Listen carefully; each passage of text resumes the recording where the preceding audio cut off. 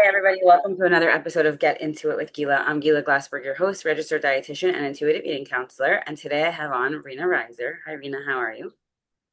Hi, Gila. I'm good. Thanks for having me. How are you doing? Sure, I'm good. This is like your second or third time on the podcast, maybe fourth, right? Good. Could be. I don't know. I Yeah, can't remember. It's been a yeah. Um, I'm doing good. So could you tell the listeners a little bit about yourself? Where do you live and what do you do? Sure. So I'm a somatic practitioner and I live in Israel in the north in a city called Carmiel. And I am super passionate about the specific angle of somatics that I do. And somatics is kind of a catch-all word that just means of the body. Hmm. And so there's a lot of different modalities that fit under somatics. And so people are like, oh, somatics, is that like breath work? So breath work is, one part of being with the body, but it's not everything. And there's so many different angles we can go in. So Yeah, I feel like somatic is a very like hot word, but like nobody really knows what it means, you know? So that's a good way to right. explain it, like a catch-all, like of the body, like getting, I guess, like getting in touch with what your body is trying to communicate to you, being with Not your even body. necessarily. Like literally Right, some like people talk about like somatic dance. Well, dance is of the body. Like right, you're in the body when you're dancing. So dance is right. by its very nature a somatic Yeah, thing to do, right? So we yeah, could anything that involves the body is somatics. right. So could you tell us a little bit about how you got involved in this work? Sure. So I was just looking it up now just to see what kind of like um what one aspect of one of the stops along my journey to where I got to where I am now and where I continue to grow to. So it really started about 16 and a half years ago when I had mono. And my doctor told me that I was going to be sick for, about 6 months. And up until that point, I had been struggling with all kinds of mind body symptoms. I had migraines and back pains and whole slew of other symptoms. And my husband had been trying to get me to read a certain book for a long time. He saw me suffering and didn't want me to be suffering and tried to get me to read Dr. Sarno's book. I don't know. Are you familiar with Dr. Sarno's Yeah. work? Hmm. So I just thought it was a bunch of quackery and was like, no, I'm not reading this book. I'm not interested, not doing that, not going there. I was a programmer at the time and very much in my left brain. Did not have much knowledge of the world of emotions. But when my doctor told me that I could be sick for, 6 months and maybe longer, I felt a little bit desperate for the first time. Up until that point, if I had back pain, so then, okay, so I would be committed to my bed for, till it passed, or migraine, same kind of story. But something about being sick where it was debilitating to get off the couch and go to the bathroom. Hmm. And it took like so much of my strength to be able to do that. I was like, I can't live life like this. Hmm. So I asked my husband to bring me that book. Maybe there was something in there on mono. And sure enough, he had one page on mono. And I read the page on mono and I thought, this is interesting. Maybe there's something to this. And I skimmed through the book to get a sense of Dr. Sarno's method and what he was, trying to get us to do. And did what I understood was his methodology. And my fever broke 24 hours later. Wow. Um, I had like connected it. Basically, Dr. Sarno talks about how there's some sort of repressed emotion that he calls we're raging in that moment. And so then the brain creates a symptom in the body, very real symptom. The pain is very real.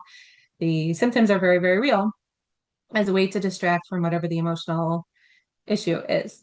So I was able to pinpoint it to a situation I was having with a coworker at the time. And sure enough, once I raged in whatever way I understood that to mean at the time, my fever broke. And basically from then I was sold on it and I started using it for my migraines and back pains and the other symptoms that I was having and saw tremendous success. And that kind of got me started on the process. Hmm. Fast forward, I would say probably like 5 or so years later after that, I was very curious about developing this more. I was always very interested in learning more about it. And I was part of a program for a while where we did work using the body as a way of healing symptoms. And I really appreciated what they were teaching us. Somewhere along the lines, I transitioned from programming into intuitive eating, which is when you and I got together. Yeah. We met around that time. Yeah, that's like 8 years ago. And to me, intuitive, yeah, go ahead. That was like 8 years ago. It was a little bit Maybe. more, I think. But yeah. Hmm. Okay, 9 years ago, maybe. Yeah. I'm just thinking of my son. So when he was born and whatever. Okay. Yeah. Yeah. Um, So wait, so the somatic work, I'm sorry, the Sarno work brought you into the intuitive eating work, like well, through it gave me learning. tools. It gave me tools of as I was transitioning from programming into intuitive eating and working with women on their stress and their relationships with food. I had all the tools that I'd been learning from my own experiences of how to navigate stress and emotional difficulties and whatever was coming up within us, just based on the different things that I'd read and classes I had taken. Hmm. And I saw that it worked. And I would really like, women would say, "Oh, I try listening to my body, but I don't know what it's saying." And I would help them Right. listen to their body in whatever way I'd learned to do, but I didn't know what this thing was that I was doing. Hmm. And I would Google. I spent like, I don't even know, hours Googling, like over the course of several years, I was like Googling, what is this thing that I'm doing with my clients that I know works so well? But I don't know what it's called. And I had already come across like different somatic modalities at that point and didn't really connect with them. So I thought, oh, it's not somatics, it must be something else. Like I had no clue what this thing was. And then a number of years ago, when I was working with a client, it was our very first session. At the end of the session, she said to me, Rena, I didn't know that you did focusing. And I said, okay, she's British. So I thought she was just like talking weird and funny, an American. Like, what is she saying? Like, I'm so focused in session. Like, of course I'm focused in session. Like, I'm here to guide you. That's my whole point. Like, what do you mean? So she So, said, no, no, that thing that we did where like you brought my attention to my throat and I stayed with it and we dialogued with it, that's called focusing. And I said, what?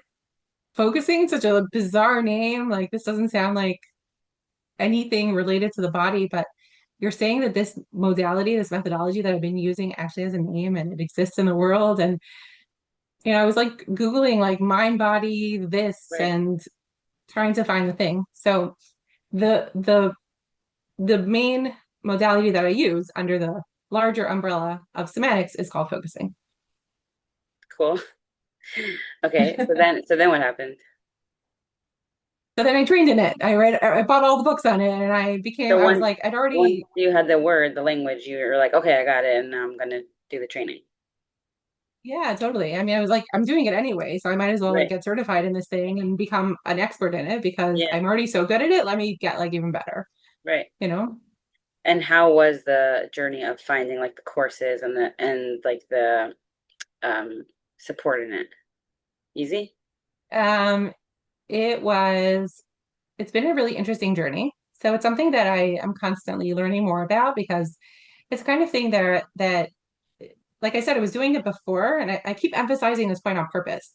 I was doing it before, and I thought I knew what I was doing. And I remember once I started training in it, so there's like a bunch of different levels to the training. When I finished the first level, I remember in the final class, like the teachers were asking us all to say like what we're taking away with us from the first level. And I remember I actually have no clue what I'm doing anymore. Like I thought I understood it before and I thought I understood it now, like this whole process, but now I think I actually like there's so much more that I just think I don't even understand what I've been doing until now. Like it not that it became confusing in my head of what focusing is, but just like the potential of it just became so vast and so big that it was like I don't even know what this is anymore. Like it just became so much. So That's so interesting. so I'm like a lifelong learner in it. Right. I've been doing this for many years now at this point. Um, and I keep like anytime a new book comes out on it, I buy the book and I read it, and I'm so curious about different people's angles and different ways of presenting it and how people incorporate it into all kinds of different modalities. Um, so so finding that initial course was actually, like all these things are Minneshamayim, like Hashem just kind of Yeah. sent it Yeah. to me. Right. Um, and then I found a very supportive, there was a certain angle that I was very curious about with how it related to the nervous system and how it relates to like regulating the nervous system. Because to me, I like tools and I use them occasionally, but I always found that like the tools that exist in the like the nervous system regulation world would help like temporarily, but then everything would kind of come flooding back. But I Right. found focusing to be something that really created real deep change within me and my system personally, and also within my client systems. And so I wanted to, I was seeing it, but I wanted to understand it from like a neuroscience level, like what is actually happening here. And so I was involved in someone who wrote a book on the connection between the two. I was involved in her class for like almost 2 years, I think. What And was then that book called? October 7th happened and Oh, wow. her anti-Semitism came out and that all fell Oh, apart. So oh my gosh. So yeah, painful. it Okay, was hold on. it was extremely excruciatingly painful. Yeah. But I've noticed in my life in general that like it was interesting. The last class that we had before October 7th, I was already feeling like I got what I needed from this container. Like I'd been there for like almost 2 years at that point, and I really felt like I had gotten what I could out of it. And I was already considering like what's my next step going to be Hmm. when October 7th happened and the anti-Semitism came out. And it's something I've noticed in my life a lot where Hashem will send me something for whatever period of time, and then I'll get a sense like, okay, it's time for the next thing. And something will happen. Either the person will stop working in that field, like they'll move on to something else, or Right. something public will come out about it, and Yeah. they'll things will just shift and move on. And it's like, okay, thank you. Like it was Yeah. so crystal clear. I got what I was supposed to get out of this, and now on to the next thing. It's a good way to look at things. Like I feel like that is how we should look at life because that is kind of like how it works, but it's sometimes when you're in it hard to see it, like we want to like hold on to Oh my like, but gosh. this is the thing, like this is the lady, this is the person, and then like she's not. Exactly. Right. For sure. When we're in it, that's the hardest. As a human being, it is so, so hard when we're Yeah. in it to be able to have that wider perspective. Yeah, 100%. That's a challenge. Okay, so wait one second. Sorry, I'm just fixing my shape up. So could we go back a few years and talk about, well, you were doing intuitive eating counseling, right? And then Hmm. you Yeah. shifted to this other thing called focusing. Hmm. So was there like something there that made you want to switch, or was it like you got what you got from intuitive eating and then you needed more? I know I kept bumping into the same issue with my clients over and over and over again. The issue of them being able to listen to the messages that their bodies are giving them. Intuitive eating sounds like, oh, just eat intuitively, eat whatever Right, you want. And you and right, I have spent many hours talking yeah, about that and know that it's yeah, not eat whatever you want at right, all. It's very much right, about being able to listen inside. But how does someone develop? And this is the first time I heard this word was in the intuitive eating training. And I thought it was such a powerful word and I was so excited about it, but I didn't feel like it actually gave enough tools to really be able yeah, to help clients. yeah, That word being interoceptive awareness, right. I knew you were gonna right? say Just that. being able to, Yeah. hmm? I said I knew you were gonna say that because like I'm sure you have this as well. Like I work with a lot of like trauma survivors, right? Like physical abuse, sexual abuse, and it's like I can't really listen to my body because my body's like on such high alert or like so turned Right, off. So it's like, okay, so now what? Like, exactly, yeah. exactly. Okay, so I So just do want we to, keep repeating the cycle of right, like keeping something external and just follow this external thing for the rest of your life, which we know right. doesn't work because Yeah, it doesn't work. at a certain point, biology is going to take over and say, it's too restrictive? Yeah, Or do we somehow figure out a way to safely enough come into and inhabit the body so that these signals can start to wake up and a person can actually really start to use them as a way to make those intuitive choices, and like communicate with their body, like have a right? conversation back and forth. Like my body's telling me this, my mind is telling me this, and we're like driving, we're vibing or like Exactly. communicating. So could you like walk us through like what like I always feel like I don't personally know. Like I did interview some people on my podcast about somatic therapy, but like I still don't really have it like clear. Like what like could you paint me a picture like a client comes to you, let's say it is about food, right? And you're like, okay, listen to your body. They can't listen to their body. Could you walk me through like a typical client, a typical lifespan of a client? What does it look like? I can try. Okay. But I'll I, ask I you do want to, questions. I want to say one more thing first before I answer that. And I want to just differentiate focusing from other somatic modalities that are out there. Okay. Um, so first of all, a lot of the somatic modalities that exist, the ones that the somatic therapies as opposed to the like, let's call them like the movement modalities, which I'm going to differentiate between, Okay. like a dance modality um or like Feldenkrais or Alexander technique, breath work. Those are all somatic modalities as well, but I'm putting them in a completely different category.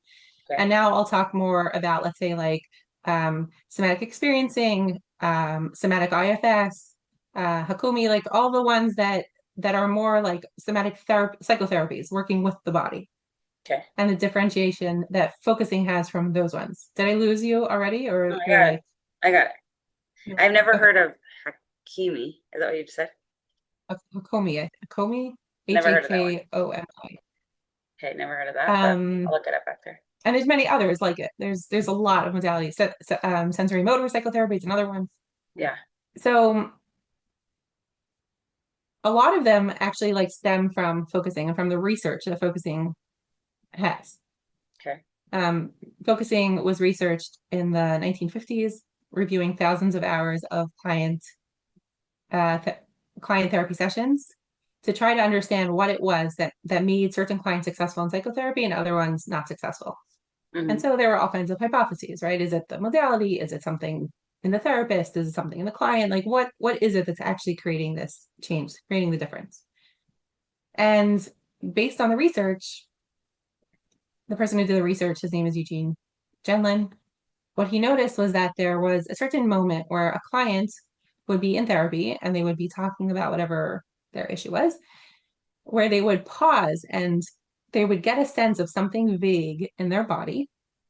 It was unclear. And this is a key part of it with focusing. It's something unclear that they're sensing in their body.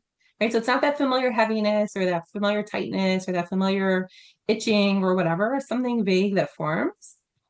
And then they would grasp for words to try to describe it. It's kind of like this. No, it's not exactly heavy. It's more like a weird, lukewarm bubble. I don't know, making it right. Yeah. They would like grasp for words and find this like bizarre description, something that we would not normally use to describe something. It's usually like completely illogical, but that matches the sensation that they would have in their system. At that point, something in their system would settle. And then that person was someone who could be predictably successful in psychotherapy. Interesting. And so from the very first session, he was able to see the people who were able to do this weird thing with their bodies. These are the ones that were successful, and everyone else who couldn't do this predictably were not successful at meeting their goals. So then he developed a way of how to be able to reproduce this and be able to teach people who didn't know how to do this to be able to start doing it. So a lot of the different somatic therapies that exist have taken parts of the research of focusing and then went on to create other modalities. Now, the main thing about focusing is that it's a bridge between our right brains and our left brains. It's a bridge between our narrative side of ourselves, our cognitive, what we discuss, what we know, the words we use, language, and the sensations that we're getting from our bodies. Okay, most somatic modalities stick with just the sensations in the body. It's just about what we're sensing without any story, without any dialogue, without like much. It's just in the body to help the body finish some sort of trauma response, something that happened that was incomplete, and help it move forward that way. Focusing is a bridge between the two and Hmm. helps. I read a statistic recently that it focusing allows us to um, focusing allows the right side and left, or right, let me try this again. Focusing allows our right hemispheres and our left hemispheres of our brain to actually communicate with each other. But there's this like 2% gap that focusing fills. And it's in those moments when both sides can actually start communicating with each other that shifts happen within our systems. Would you say that's similar to the modality of EMDR where we're connecting the two hemispheres of the brain or no? So I don't know enough about EMDR to answer the question, but EMDR is not focusing on body sensations and the sense that a person's getting. It's just with the eye movements or sometimes bilateral stimulation. Hmm. based on an event that somebody might talk about, right? So I think that there is the dialogue aspect of EMDR from what I understand, but there isn't the felt sensing, the sensing into what is my body's experience of this whole situation. Got it. That makes a lot of sense to me because I feel like there's so much limitation when it comes to talk therapy. I've been in talk therapy for forever, like forever. And it helps me to an extent until it doesn't. And I see the same thing with clients, whether it's working with me as a dietitian or working with a therapist or both. And then there's like this whole other modality of somatic therapy. And I don't know so much about it, only from what I've done with my own somatic therapist and my friends who are somatic therapists and reading about it. I still don't, I haven't like embodied it. Like I don't really fully understand it, but everything you're saying makes perfect sense to me because there does, like I've been to somatic therapists that's like, let's not talk, right? Like you could Right, tell me to talk for 5 minutes, but then let's go on to the sensing, right? And that's, I have had symptom relief, not for forever, but I'm a big talker and sharer, so like it's hard for me to not be able to do that. But it's at the same time, it's like you feel so stuck, just continuously saying the right, same thing over and over again. It's like I know what I'm gonna say, I know what she's gonna say. Like I'm still gonna do it because like there is some symptom relief, but like sometimes there isn't, and it's frustrating. right. Exactly. Exactly. Okay, so I'm trying to just understand it, what it would look like. So it would be like a client talking about the issues in her life while you're guiding them to um notice what's going on in their physical body. Does that make sense? So yes and no. Okay. So what you just described would be what like I would say more like somatic IFS would do something like that, noticing what it is in your body. The key distinction with focusing compared to any of the other modalities is the vague, fresh sense of whatever it is that I'm experiencing. So it's never like, oh, and what does that feel like in your body? And then there's this instantaneous response of, oh, there's a heaviness in my stomach. It doesn't, it's a very slow session. Um, Not necessarily are there a lot of words spoken. Could be that there are. So let me take a step back because I want to introduce something that I think will help contextualize this. Okay. So part of the when we're talking about coming into the body, and we're talking about awareness of the body and being able to be with and experience the shifts from the inside out, there's a scale that was developed called the experiencing scale. And the experiencing scale has 7 levels that basically show how deeply or how much the person is experiencing within their body. Okay. Okay, so it starts off as vaguely as like a person's just talking about anything else in the world without any emotion, not even talking about themselves, right? They're not even in the picture, which is for sure some clients, right? Clients who are so dissociated, so not present. And you're not going to be able to take a client like that and say, where do you feel that in your body? That's like it's way too big of a jump. Hmm. Okay. And then it goes into the next level is them that they are part of the picture. Then there's them discussing their emotions in general. Then there's them discussing emotions within themselves.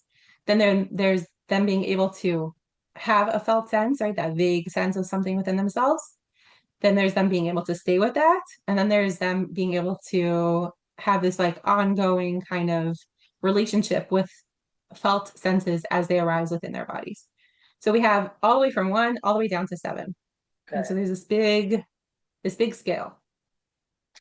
That makes a lot of sense. So I want to ask some questions on that. Number one, if somebody is, like you said, the lowest level, meaning like they are completely disassociated, they're talking about the sky is blue, they're not in their body. Right. Does that person even come to therapy? Do they come to therapy? Yeah, So sometimes people are forced to go to therapy, right? right. I'm saying a person like that wouldn't put themselves in therapy, I'm assuming. Not necessarily. I mean, they might. Well, first of all, we all have moments like that, right? We all have days where we're just like, we're all at a one sometimes, and some parts of our day where we're like, this is what happened, and the sky is blue, and the weather is this, without like any feeling or emotion and me being part of it. We all are on a one some of the time, right?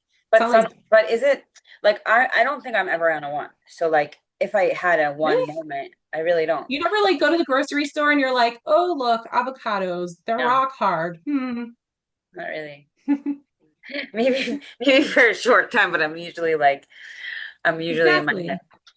Yeah, but I'm saying maybe for like a minute or two until I'm like, I forgot Exactly. that. Like it's funny that you're saying this because I'm thinking about it. Like I'm pretty much always emoting, but I'm not always like if you would stop me in the store and ask me, would I be like, it would probably break my emotional cycle and I wouldn't even have noticed it.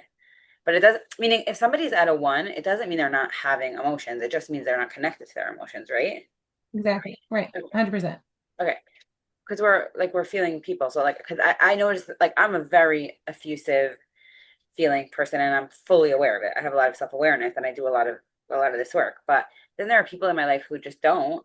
And I'm always like Right. scratching my head, like, is it because they don't have any feelings? Is it Right. because they're private? Which is fine. It's really hard for me to understand those people. And I just often think they do have emotions. They just are not me. So they don't feel it the same way. They don't express it the same way. They don't hold it in their body the same way. And that's normal. Like we're all on a spectrum of different everything, you know? Right. Well, they might have an underdeveloped emotional part of their brain, right? Right. Which is again, just when we talk about interoceptive awareness for so many Mhm. people in this world today, the world that Yeah. we were all raised in Yeah. does not exactly create the environment to have a strong interoceptive awareness, but it's a part of our brain with neuroplasticity. We know this that Mhm. can be shifted, that can be grown, that can be changed through practice and through shifting that. So yeah, so people can have an underdeveloped emotional brain for sure. Okay, I want to just define interoceptive awareness and explain what it is. And I definitely use it like the concept a lot in intuitive eating, but it's making a lot of sense what you're saying. And I've sort of come to this realization myself. And I'm hoping to learn more about other things and use it with my clients. I don't know what, but that's where I'm in the middle of writing the book, and it's actually really helping me develop like how I can maybe just take from a lot of modalities and help people, you know. But interoceptive awareness is the ability to hear the cues of your body and give your body what it needs. Right? Am I saying that right? The first part is right. Giving your body what it needs is already a Secondary. separate part of it, but it's being able to understand what the signals are that your body's giving you. Yeah. So that Mhm. overlaps with intuitive eating in a big way. Like, am I hungry? Am I full? Do I have to go to the bathroom? Am I emotional? Exactly. Which is where a lot of people cannot, like, I can't take them there. Like, I could try, but I'm Right. not really skilled in that. You Right. know, I could be Right. really aware with them and be like, it sounds like you don't really have hunger cues. And like, that could be from a million different reasons. But, um, Exactly. yeah. So I think that that's like, there should be a bridging of the gap because it's just so hard, that gap. It's like, and you said Exactly. it's like 2% of the brain, and it's like, oh, that 2%, it's like killing us all, you know? Well, 2% where they're not communicating the right and left side, meaning they're totally separate, other than this 2% is where they Oh, have the potential to communicate. And it's only yeah. through a process similar to focusing that we can actually access it. I've But I'm also saying read like it's that only 2%. Like psychedelics can also help you access psychedelic, it. that sounds nice.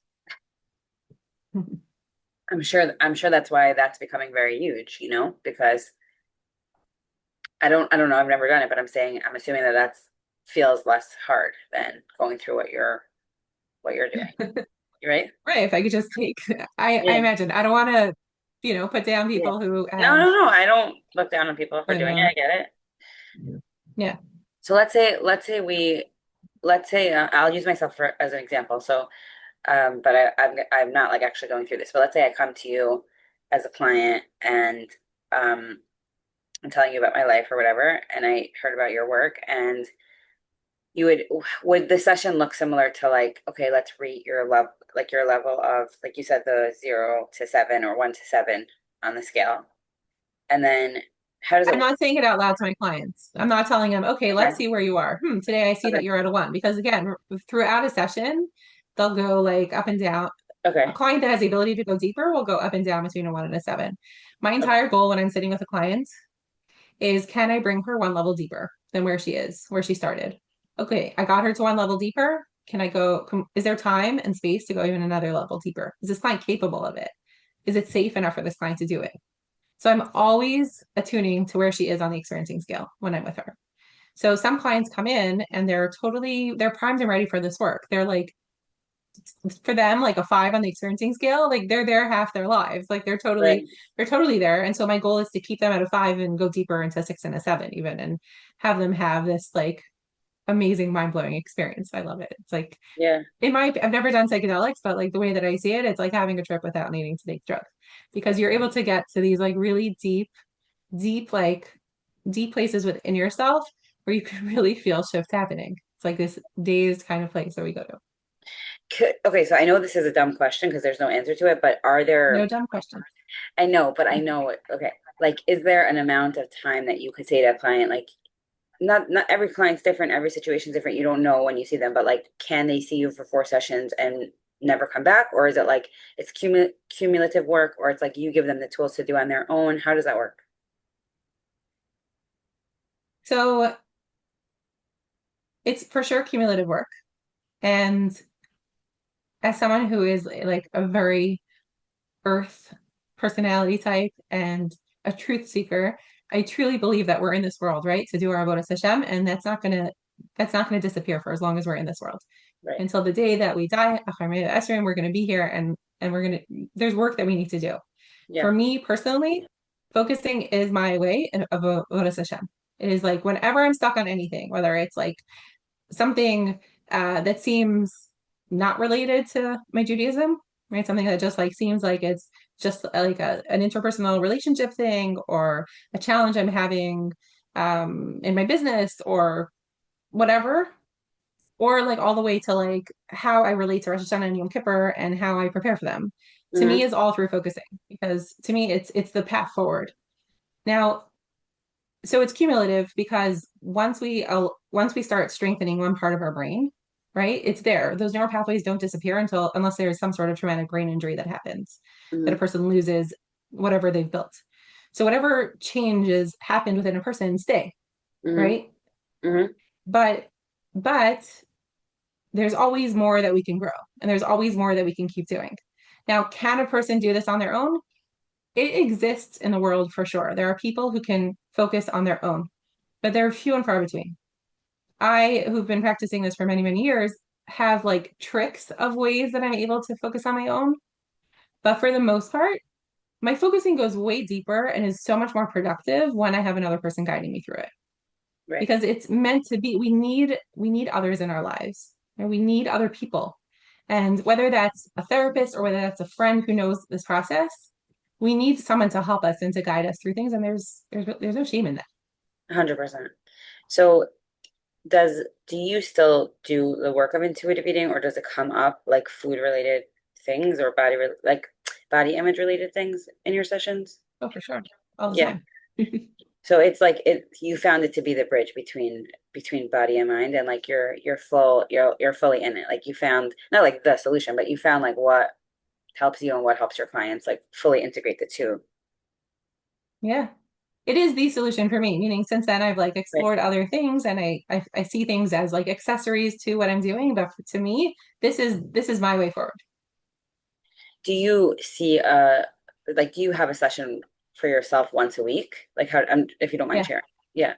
Okay, so absolutely. Yeah. you could go like you could be in session and you could go deeper. You could maybe even notice that you're not able to that day, but you still Yeah. notice that like the more you do it, the better you feel, the more you're in touch with yourself, the more you can listen to your body. Yes. Yes, yes, yes, and yes. Okay, and Yeah. and what's I'll say, yeah, go no, go ahead. ahead. No, go ahead. So, an interesting example that came up recently was with the wars that we've been having here, on and Yeah, off wars and endless yeah. wars and whatever. I hope So you're after doing this like okay. recent, no, I'm good. Baruch Hashem.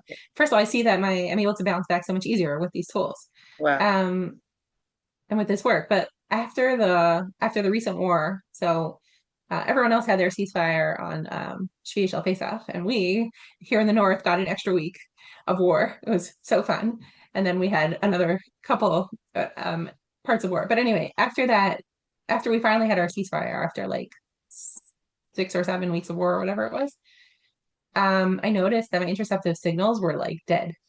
I was Wow. like, oh my gosh, like I was like waiting for the ceasefire. The ceasefire happened, and I'm like, okay, back to life. And like, I was like, I cannot tell when I'm hungry. I cannot tell when I'm full. I cannot tell when I'm tired. I cannot tell anything. Like the war just like shut them down. Like all Right. the intensity of it and the stress of it just completely shut them down.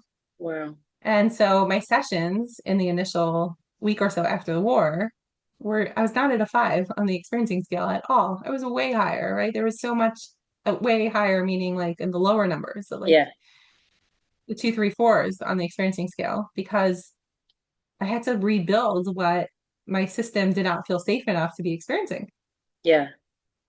because of the stress Makes of a the lot of war. And sense. so that is Yeah. exactly what going into those sessions and practicing it and practicing listening again, which was like completely blocked off during wartime. Meaning my sessions during wartime were just on like feeling enough to survive the next week, you know? Yeah. So I feel like everybody needs this. Like we like this should be like just what everybody learns and is taught like from a little young age. Because like how could we I like know. I mean we've had so many private conversations, but like I yeah, like I just feel like for myself and for the people who like come to me, like we're all like so struggling with this. Like I want to do Right. intuitive eating. I want to not be obsessed with the way that I look. That comes up a lot, right? I I still really want to lose weight.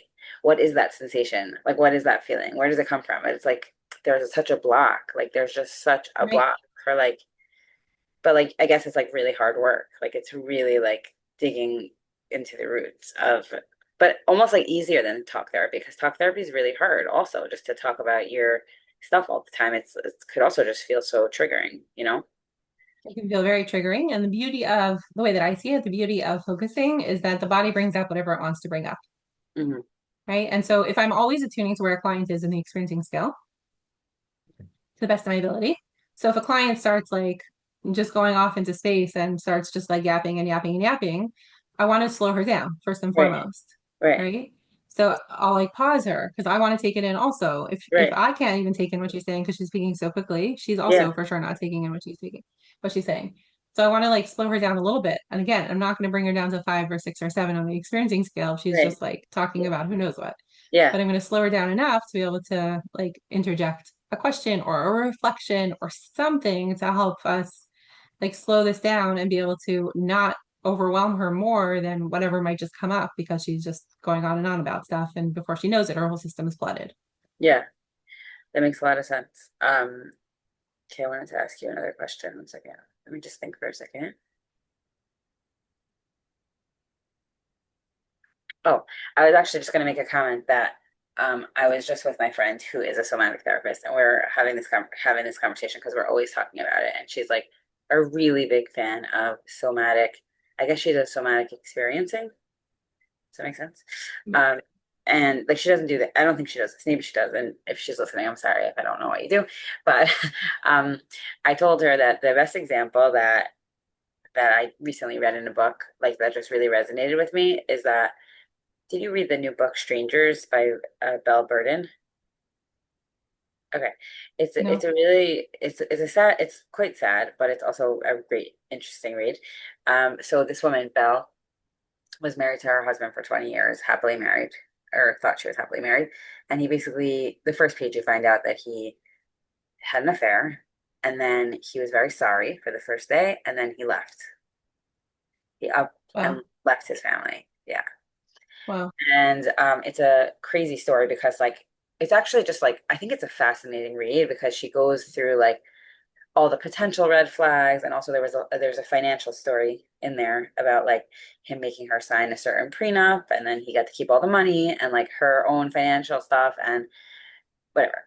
So one thing that she said that really resonated with me is that um after like maybe it was after 6 months or a year had passed and they were at one of their kids' graduations, um, they were together, and she's like, I still had an urge to hold his hand, the physical urge, and she's like, it was so strange to me because I hated him so much for doing what he did, but I still wanted to hold his hand, and she's like, Sure. my body didn't catch up with my mind. Right.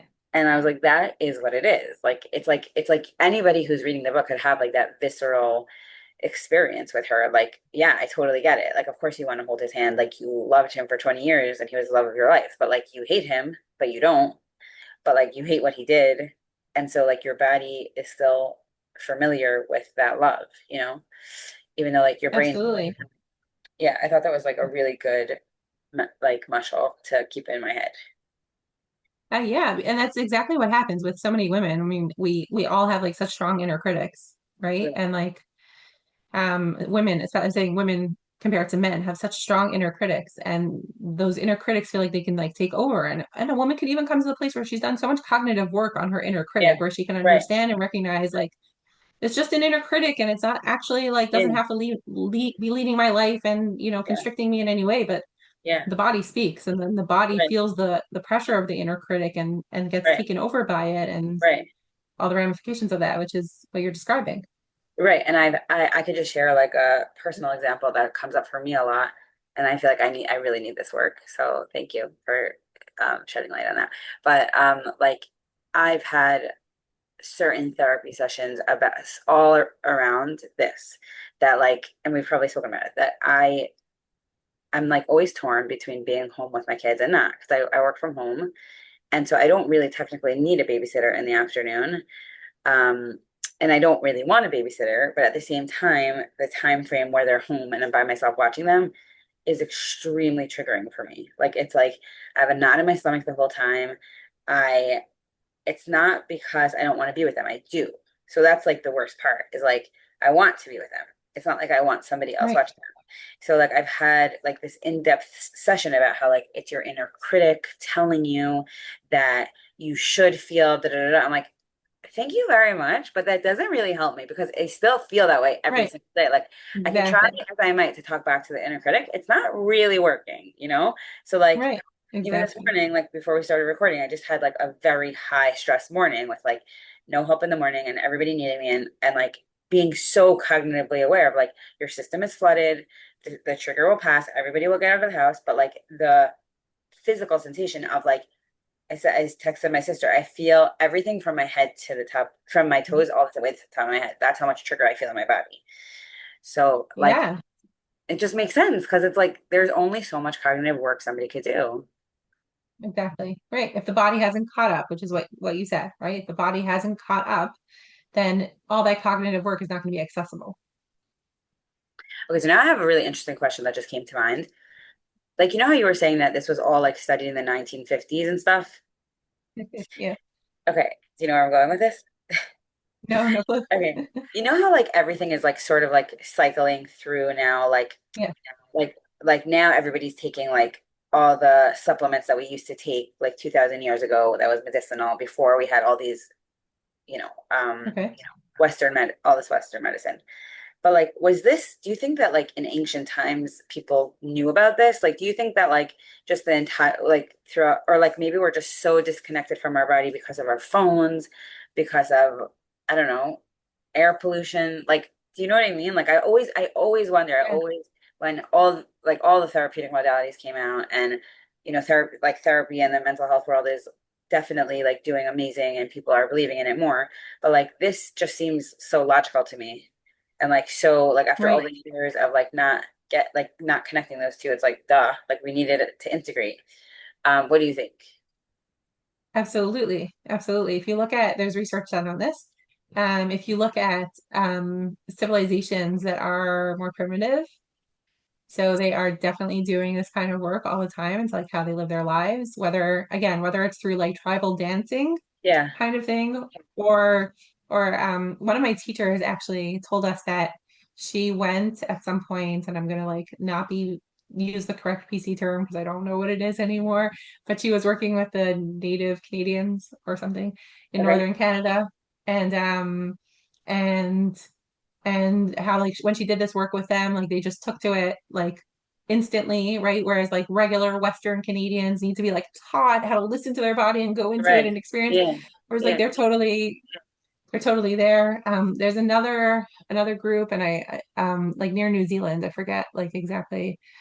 There's some group there that's been researched tremendously. I forget what they're called. It's like starts with an H. I can. get it to you later, I think. Okay. I'll look it up. Of again, people who are they live completely differently than us, and they are so much more aware of what's going on within their systems, within their bodies. So that's from like that's what's been researched. For me personally, I love researching what is like our what does Judaism say about this? What does the Torah say about this? Hmm. I want to know, like, is this something, is this just in like the primitive cultures and it's new Right. agey and whatever? Or Yeah. is this what like Judaism has been for forever? Yeah. And it's incredible. Obviously, nobody's using words like felt sense, with Right. which Jen coined that term, so that didn't exist back then. But if you look at like traditional Hasidus, traditional Musar, they're all talking about these ideas of coming into the body and feeling it and experiencing it, how it can never just stay up here. How it Hmm. always, if there's people, I should translate from Hebrew to English or No, you don't have to. okay. That like the Sifsei Chaim talks about how V'yadata hayom v'ashevosa el levavecha. Like that is our entire avodas Hashem. V'yadata hayom, we know things. V'ashevosa el levavecha. That is the avoda, to always keep returning it to our hearts over and over and over again. Our hearts are our emotions. It's our inner world. It's being able to bring it within. If we don't bring it down into this thing called body, then we're not getting anywhere. Right. It's actually interesting. I'm just reading this book right now. It's called Chatter. I have it in my room, but I don't remember who wrote it. I don't know if you've ever read it. I heard Mm-mm. about it on the Mel Robbins podcast. But it spoke to me, the interview, and whatever, that is all cognitive, your chatter, but like your basically your inner voice. But one of the things that he says that helps with your negative inner talk is rituals. So like he talks about like Olympic gold medalists, right? They all have their rituals that they like touch their goggles 4 times or they whatever. And I was just thinking Judaism is all about rituals, like Judaism, right? So like certain things that we do, even though we don't necessarily feel it, connect us, connect the body to the soul, right? And that, I mean, that's so much about food also, which like I always say, like if you don't eat, you don't live. So like the experience of eating is really connecting the body with the soul. That's how I feel. Um, Yeah, but even just basic halacha, right? Two people can right, go ask the same shaila and will get two different answers. Why? Because they have two different lived experiences, two right. different humans that are there, and their Yeah, humanity is taken into consideration when the psak halacha is given. 100%. That's a really good point. I hope that I think people will find this like really, really insightful and helpful. Are there books that people could read to get started on this journey?